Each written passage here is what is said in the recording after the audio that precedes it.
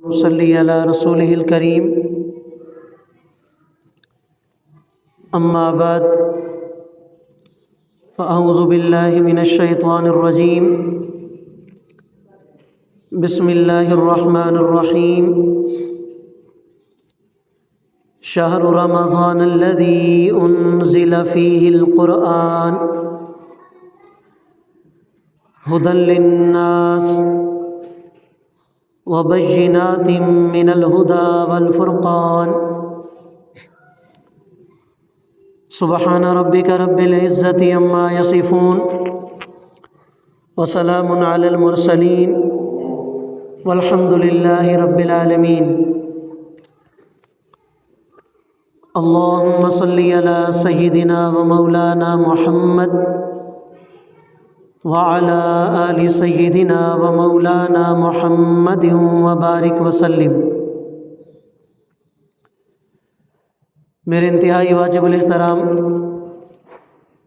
مسلمان بھائیوں، دوستوں، بزرگوں، رمضان المبارک کا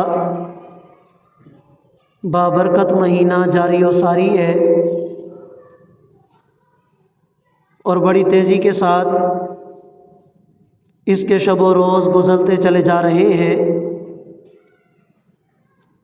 اللہ رب العالمین کی بارگاہ میں دعا گو ہوں کہ اللہ تعالی ہمارے رمضان کے نیک اعمال کو اپنی بارگاہ میں قبول فرمائے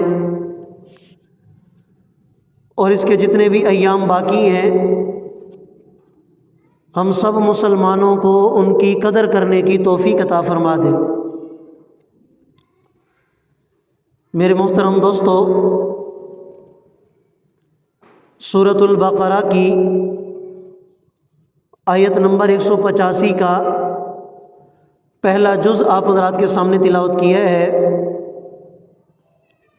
جس میں اللہ رب العالمین نے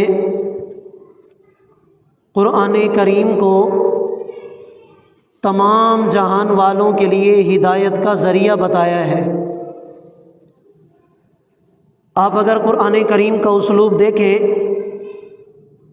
تو قرآن کریم کے اندر اللہ رب العالمین قدرت کی نشانیوں کا ذکر فرما کر انبیاء علیہم السلام کے واقعات کو بیان فرما کر اور انبیاء علیہم السلام کے معجزات کا ذکر کر کے آخر میں یہ بات ارشاد فرماتے ہیں، ان فی ذلک لآیات لقوم یعقلون، ان فی ذلک لآیات لقوم یؤمنون، ان فی ذلک لآیات لقوم یوقنون، ان فی ذلک لآیۃ لکم ان کنتم مؤمنین۔ تو یہ اللہ تعالیٰ کا انداز بیان ہے اس قرآن کے اندر کہ بے شمار چیزیں اس کائنات کے اندر اللہ تعالیٰ نے ایسی رکھی ہیں کہ جن کو دیکھ کر انسان ہدایت حاصل کر سکتا ہے۔ آپ حضرات بھی دیکھتے رہتے ہیں کہ اللہ تعالیٰ کی طرف سے جب کسی انسان کو ہدایت ملنی ہو تو ایک چھوٹا سا واقعہ بھی اس کی ہدایت کا ذریعہ بن جاتا ہے، ایک چھوٹی سی بات بھی اس کی ہدایت کے لیے کافی ہو جاتی ہے۔ دنیا کی زندگی گزارتے ہوئے دنیا کے کسی موڑ پر اگر کوئی ٹھوکر لگ گئی، کسی تکلیف میں، کسی آزمائش میں مبتلا ہو گیا، تو یہ ٹھوکر اور یہ تکلیف اور آزمائش اس کی ہدایت کے لیے کافی ہو جاتی ہے۔ لیکن ان تمام چیزوں سے ہٹ کر رب العالمین نے قرآن کریم کے اندر 3 چیزوں کا ذکر فرمایا ہے اور فرمایا کہ یہ تینوں چیزیں مرکز ہدایت ہیں۔ گویا اللہ تعالیٰ نے قرآن کریم کے اندر ہدایت کے 3 مراکز کا ذکر فرمایا ہے۔ اور جن میں سب سے پہلا مرکز ہدایت اللہ تعالیٰ نے قرآن کریم کو قرار دیا ہے۔ فرمایا کہ یہ قرآن ھدی للناس ہے، سارے انسانوں کی ہدایت کا ذریعہ اللہ نے اس قرآن کو بنایا ہے۔ ھدی للعالمین ہے، اس جہان کے اندر جتنی بھی مخلوقات ہیں ان تمام مخلوقات کے لیے اللہ تعالیٰ نے ہدایت کا ذریعہ جس کتاب کو بنایا ہے وہ کتاب اللہ کی آخری کتاب قرآن مجید ہے۔ اور دوسرے نمبر پر اللہ تعالیٰ نے جس چیز کو مرکز ہدایت قرار دیا ہے وہ اللہ کا گھر خانہ کعبہ ہے۔ چنانچہ قرآن کریم میں اللہ تعالیٰ ارشاد فرماتے ہیں ان اول بیت وضع للناس للذی ببکۃ مبارکا وہدی للعالمین، کہ اللہ تعالیٰ کا جو گھر مکہ کے اندر موجود ہے یعنی بیت اللہ خانہ کعبہ، فرمایا کہ وہ باعث برکت ہے اور تمام جہان والوں کے لیے ہدایت کا ذریعہ ہے۔ گویا اللہ نے بتا دیا کہ میرا گھر بیت اللہ خانہ کعبہ یہ بھی تمام جہان والوں کے لیے ہدایت کا ذریعہ ہے۔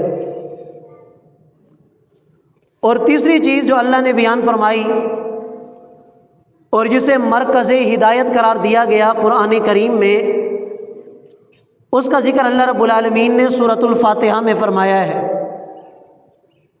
کہ جب بندہ سورۃ الفاتحہ کی تلاوت کرتا ہے تو اس تلاوت کے دوران اللہ سے یہ دعا کرتا ہے اہدنا الصراط المستقیم، اے ہمارے پروردگار ہمیں سیدھا راستہ عطا فرما۔ کن لوگوں کا راستہ؟ اللہ نے کن لوگوں کے راستے کو مرکز ہدایت قرار دیا؟ صراط الذین انعمت علیہم، یا اللہ ان لوگوں کے راستے پر مجھے چلنے کی توفیق عطا فرما جن پر تو نے اپنا انعام کیا ہے۔ اب وہ لوگ کون ہیں؟ تو قرآن خود ہی اس آیت کی تشریح کرتا ہے من النبیین والصدیقین والشہداء والصالحین، یعنی اگر کوئی انسان اپنی زندگی ان چار جماعتوں کی زندگی کے مطابق گزارتا ہے اور ان چار جماعتوں کی زندگی کو اپنا مطمع نظر بنا کر زندگی گزارتا ہے تو فرمایا کہ یہ انسان ہدایت پانے والا انسان ہے۔ تو یہ تین چیزیں ایسی ہیں کہ جن کو اللہ کریم نے قرآن کریم کے اندر مرکز ہدایت قرار دیا ہے۔ اب خوش قسمت ہوگا وہ انسان کہ جو قرآن کو ہدایت کا ذریعہ سمجھ کر پوری زندگی قرآن کے مطابق گزارے۔ خوش قسمت ہے وہ انسان کہ جو بیت اللہ کو مرکز ہدایت مان کر اور اپنے آپ کو بیت اللہ کو مرکز ہدایت سمجھتے ہوئے اس سے اپنی ہدایت کو حاصل کرے۔ یا تیسری چیز جس کا ذکر اللہ نے قرآن میں کیا، اللہ والے، رجال اللہ، نیک لوگ، انبیاء، صدیقین، شہداء، صالحین، ان کو مرکز ہدایت مان کر اور انہی کے طریقے پر چلتے ہوئے اپنے آپ کو ہدایت والے راستے پر چلا سکتا ہے۔ دیکھیں صحابہ کرام رضوان اللہ تعالی علیہ مجمعین کو اللہ تعالیٰ نے جو ہدایت عطا فرمائی تو وہ نبی علیہ الصلوۃ والسلام کی صحبت کی برکت تھی۔ آپ علیہ الصلوۃ والسلام کی معیت اور آپ علیہ الصلوۃ والسلام کی صحبت کی برکت سے اللہ تعالیٰ نے صحابہ کرام کو یہ مقام اور مرتبہ عطا فرمایا کہ دنیا کی زندگی میں اللہ نے ان کے لیے جنت کا اعلان فرما دیا، اپنی رضا کا اعلان فرما دیا۔ اور اگر کوئی مسلمان بندہ صحیح نیت لے کر بیت اللہ کا حج کرنے جاتا ہے، عمرہ کرنے جاتا ہے، اور پھر صحیح آداب اور احترام کے ساتھ صحیح طریقے سے حج اور عمرہ کرتا ہے، یقین جانیے وہ انسان خود اپنی زندگی میں بڑا واضح فرق دیکھتا ہے، بڑی واضح تبدیلی دیکھتا ہے کہ یار جتنے دن میں نے وہاں پر گزارے اور جتنے ایام میں نے وہاں پر گزارے ان کی وجہ سے میری زندگی میں بڑی تبدیلی آ گئی۔ اب یہ جو تبدیلی آتی ہے یہ کیا ہے؟ یہی تو ہدایت ہے، یہی تو وہ سیدھا راستہ ہے کہ جو حج کرنے کی برکت سے، عمرہ کرنے کی برکت سے، بیت اللہ کی زیارت کی برکت سے، روضہ رسول کی برکت سے انسان کو مل جاتی ہے۔ تو ہر انسان، اور ایک اور بڑی عجیب بات کہ یہ جو 3 مراکز اللہ نے بیان فرمائے ہدایت کے، کہ جن سے ترغیب دی گئی مسلمانوں کو کہ تم نے ان سے ہدایت حاصل کرنی ہے، یہ مراکز ہدایت جہاں بھی موجود ہیں اللہ تعالیٰ نے وہاں کے اعمال کی قیمت بھی بڑھا دی ہے۔ چنانچہ اللہ تعالیٰ نے قرآن کو نازل فرمایا رمضان کے مہینے میں۔ اب یہ مرکز ہدایت چونکہ رمضان میں موجود ہے تو اللہ تعالیٰ نے رمضان کے اعمال کی قیمت بڑھا دی۔ ایک فرض کا ثواب 70 فرضوں کے برابر، نوافل اور سنن کا ثواب فرائض کے برابر۔ اگر ایک نیکی کرو گے 700 گنا تک تمہیں ثواب ملے گا، ایک نماز پڑھو گے 700 نمازوں کا ثواب ملے گا۔ کیوں؟ اس لیے کہ اس مہینے کے اندر اللہ تعالیٰ نے مرکز ہدایت قرآن کریم کو نازل فرمایا، اور اسی قرآن کے نزول کی برکت سے اللہ تعالیٰ نے رمضان المبارک کے اعمال کی قیمت کو بڑھا دیا۔ اور اسی طرح اگر آپ دیکھیں کہ جہاں پر بیت اللہ موجود ہے، مکہ کی سرزمین، وہاں پر اگر کوئی ایک نماز پڑھے گا تو کتنی نمازوں کا ثواب ملتا ہے؟ 1,00,000 نماز پڑھنے کا ثواب ملتا ہے۔ تو وہاں اللہ تعالیٰ نے نمازوں کی قیمت کیوں بڑھا دی؟ اس کی وجہ یہ ہے کہ وہاں پر مرکز ہدایت، اللہ کا گھر بیت اللہ موجود ہے۔ آپ مسجد نبوی جاتے ہیں، مسجد نبوی میں ایک نماز پڑھیں 50,000 نمازوں کا ثواب ملتا ہے۔ وجہ کیا ہے؟ کہ وہاں پر روضہ رسول صلی اللہ علیہ وسلم جو مرکز ہدایت ہے وہ موجود ہے۔ اور تیسری چیز آپ دیکھیں، رجال اللہ، اللہ کے نیک بندوں کی صحبت۔ علماء فرماتے ہیں کہ اگر جس آدمی کا تعلق اللہ کے ساتھ مضبوط ہوگا، جب وہ کوئی نیک عمل کرے گا تو اس کا ثواب الگ طریقے سے لکھا جاتا ہے، اور ایک عام آدمی جب کوئی نیک عمل کرتا ہے تو اس کے ثواب کو الگ طریقے سے لکھا جاتا ہے۔ جس کا تعلق اللہ کی ذات کے ساتھ جتنا مضبوط ہوگا اللہ تعالیٰ اس کے ثواب میں اتنی زیادہ بڑھوتری فرماتے ہیں، اور جس کا تعلق جتنا کمزور ہوگا نیک عمل وہ بھی کرے گا لیکن اس کو وہ ثواب نہیں ملتا کہ جتنا ثواب اس نیک آدمی کو دیا جاتا ہے۔ اس کی ایک چھوٹی سی مثال، آپ حضرات یہ حدیث سنتے رہتے ہیں کہ اگر کوئی مسلمان اخلاص نیت کے ساتھ ایک کھجور کا دانہ بھی اللہ کی راہ میں خرچ کرتا ہے تو اس کو اللہ تعالیٰ کتنا ثواب عطا فرماتے ہیں؟ احد پہاڑ جتنا اللہ تعالیٰ اس کو ثواب عطا فرماتے ہیں۔ کیا وجہ ہے؟ اس لیے کہ اللہ تعالیٰ نیک اعمال کو نہیں دیکھتے، وہ نیک عمل کرتے وقت تمہاری نیت کیا ہے، تمہارا اخلاص کتنا ہے، تمہارا اللہ کے ساتھ تعلق کتنا زیادہ ہے اور کتنا مضبوط تعلق ہے، اللہ تعالیٰ اس تعلق کو دیکھتے ہیں۔ وہ تعلق جتنا زیادہ مضبوط ہوگا، اخلاص جتنا زیادہ ہوگا، اللہ تعالیٰ اس عمل کا ثواب بھی زیادہ عطا فرما دیتے ہیں۔ اور ظاہری سی بات ہے کہ یہ اصلاح اور ہمارے دلوں کی درستگی، ہمارے دلوں کی اصلاح تب ہوگی کہ جب ہم رجال اللہ، اللہ کے نیک بندوں کی صحبت اختیار کریں گے۔ اور اللہ کے نیک بندوں میں سب سے پہلا نمبر کس کا ہے؟ حضرت محمد صلی اللہ علیہ وسلم کا۔ اگر ہم آپ علیہ الصلاۃ والسلام کی صحبت اختیار کریں، آپ علیہ الصلاۃ والسلام کی سنت کو اپنانے کی صورت میں، آپ علیہ الصلاۃ والسلام کی سنت کے مطابق زندگی گزارنے کی صورت میں، تو ہمارے اعمال بھی قیمتی بن جائیں گے، ہمارے اعمال کے اندر بھی وزن پیدا ہوتا چلا جائے گا۔ روایات کے اندر آتا ہے کہ جب کوئی انسان اللہ کی راہ میں کوئی نیک عمل کرتا ہے تو اللہ تعالیٰ اس نیک عمل کو اپنے دائیں ہاتھ کے ذریعے پالتے رہتے ہیں، اور جو اللہ تعالیٰ اس کو پالتے جاتے ہیں اس کا ثواب بڑھتا چلا جاتا ہے، بڑھتا چلا جاتا ہے۔ جیسے انسان اپنی اولاد کو پالتا ہے یا کوئی چیز پالنے کے لیے رکھتا ہے تو پالتے پالتے بڑی ہو جاتی ہے، تو اللہ تعالیٰ بھی اس عمل کی پرورش کرتے رہتے ہیں۔ جو جو اس کا اخلاص بڑھتا چلا جاتا ہے اس عمل کا ثواب بھی اللہ تعالیٰ زیادہ کرتے چلے جاتے ہیں۔ اب یہ چیز ہمارے اندر کیسے آئے گی؟ نیک لوگوں کی صحبت کی برکت سے، قرآن کریم کے قریب جانے کی برکت سے، اللہ کے گھر میں آنے کی برکت سے۔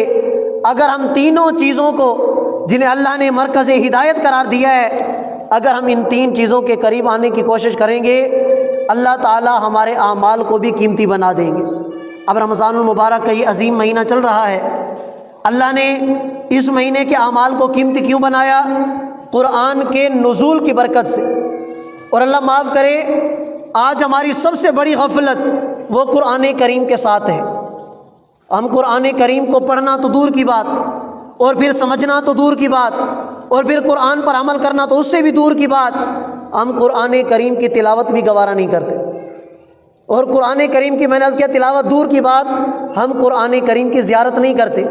اگر آپ کی کسی کے ساتھ دوستی لگ جائے اور آپ اس دوست کے ساتھ روزانہ ملاقات کریں تو وہ کہے گا کہ یار یہ میرا بڑا اچھا دوست ہے، میرے ساتھ روزانہ ملتا ہے، روزانہ ملاقات کرتا ہے، روزانہ میرا حال احوال پوچھتا ہے، تو وہ جہاں بھی بیٹھے گا آپ کی تعریف کرے گا۔ کل کو قیامت کا دن ہوگا، جن لوگوں نے آج دنیا کی زندگی میں اس مرکز ہدایت قرآن کو اپنے سینے سے لگایا، کل کو قیامت کے دن قرآن اللہ کی بارگاہ میں سفارش کرے گا، اے رب کریم یہ آدمی میرا دوست ہے، یہ روزانہ میرے ساتھ ملاقات کیا کرتا تھا، یہ روزانہ میری زیارت کیا کرتا تھا، یہ روزانہ میری تلاوت کیا کرتا تھا، اس نے مجھے سمجھنے کی کوشش کی، اس نے پوری زندگی میرے اوپر عمل کرنے کی کوشش کی، پوری زندگی اس نے میرے احکامات کے مطابق گزاری۔ یا اللہ میرے اس دوست کے سارے گناہوں کو معاف فرما دے۔ روایات کے اندر آتا ہے اللہ کریم ارشاد فرمائیں گے کہ اے میری کلام، اے میرا قرآن، جو تمہارا دوست ہے وہ ہمارا بھی دوست ہے۔ جس نے دنیا کی زندگی میں تمہارے ساتھ دوستی کی، تمہارے ساتھ اپنا تعلق مضبوط بنا لیا، وہ اس کا تعلق ہمارے ساتھ بھی مضبوط ہے، وہ ہمارا بھی دوست ہے، وہ ہمارا بھی قریبی ہے۔ آج تو نے اس کے بارے میں سفارش کی، جا ہم تیری سفارش کو قبول کرتے ہیں اور اس کا ٹھکانہ جنت ہے، اسے بھی تو اپنے ساتھ جنت میں لے کے چلا جا۔ تو میرے محترم دوستو، یہ قرآن جسے اللہ نے مرکز ہدایت قرار دیا ہے، آپ اس کی تلاوت کریں گے تو بھی آپ کو ہدایت ملے گی، آپ اسے سمجھ کے پڑھیں گے تو بھی آپ کو ہدایت ملے گی، آپ اس پر عمل کریں گے تب بھی آپ کو ہدایت ملے گی۔ آپ ہدایت کے تینوں مراکز کو اکٹھا کر لیں تو ان کا نچوڑ آپ کو اللہ کے قرآن میں ملے گا۔